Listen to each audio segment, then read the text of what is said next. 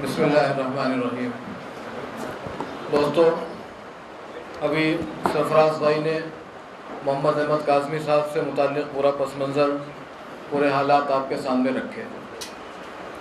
عزیزو، یہ کوئی پہلا موقع نہیں ہے کہ جب ہم کسی بے گناہ کی گرفتاری کے خلاف آواز اٹھانے کے لیے اور احتجاج کرنے کے لیے جمع ہوئے ہیں۔ اس سے پہلے نہ جانے کتنے ایسے موقع آئے ہیں، نہ جانے کتنے نوجوانوں کو جو پڑھے لکھے تھے، بسر روزگار سے کسی دھماکے کے جرم میں، کہیں پر کوئی واردات ہوئی اس کے جرم میں برسوں نہ صرف جیلوں کے اندر سڑایا گیا بلکہ انہیں ہر طرح سے ٹارچر کیا گیا، ذہنی طور پر بھی، جسمانی طور پر بھی۔ 5 سال 8 سال ان کی زندگی کے خراب کرنے کے بعد جب عدالت نے انہیں باعزت بری کیا تو باہر آنے کے بعد بھی ان کے حالات سدھرے نہیں۔ وہ برسر روزگار سے 50,000 60,000 روپے تنخواہیں پاتے تھے۔ جب عدالت سے باعزت بری ہو کر کے 5 سال اور 8 سال کے بعد باہر آئے تو انہیں 5,000 کی نوکری دینے والا بھی کوئی نہیں تھا۔ یہ حالات ہمارے ملک میں ہیں اور برسوں سے ہیں، اور آئندہ کب تک رہیں اس کی کوئی گارنٹی نہیں۔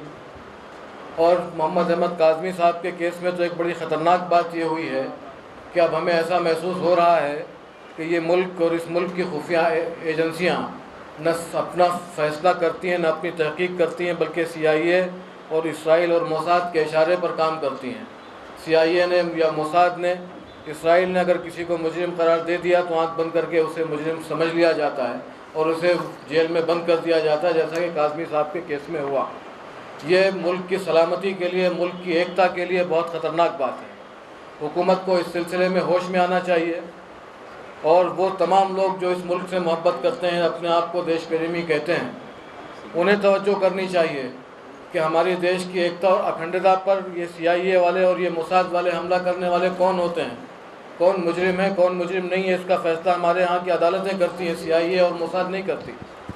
تو ان کے کہنے پر کسی بے گناہ کو جیل میں کیسے ڈالا گیا؟ اور کل کو یہ ضرور باعزت بری ہو کر کے آئیں گے تو انہیں ان کے ساتھ جو معاملہ ہوا، انہیں جو ذہنی اور جسمانی تکلیفیں پہنچائی گئیں، ان کے خاندان والوں کے ساتھ جو کچھ ہو رہا ہے، اس کی تلافی کیا ہوگی، اس کی تلافی کون کرے گا؟ ہم سب کا یہ مطالبہ ہے کہ نہ صرف محمد احمد کاظمی صاحب کو فوراً رہا کیا جائے، بلکہ اس سے پہلے بھی جتنے بے گناہ جیلوں میں تکلیفیں اٹھا رہے ہیں برسوں سے، ان سب کو رہا کیا جائے۔ اور آئندہ کے لیے یہ سلسلہ بالکل بند ہونا چاہیے۔ ابھی تو 5 ریاستوں کے ہی الیکشن ہوئے ہیں، اب بھی حکومت کو ہوش نہیں آیا۔ جلدی آئندہ بھی اور بھی الیکشن ہونے ہیں، حکومت کو اس کا نتیجہ اس میں ضرور بھگتنا پڑے گا۔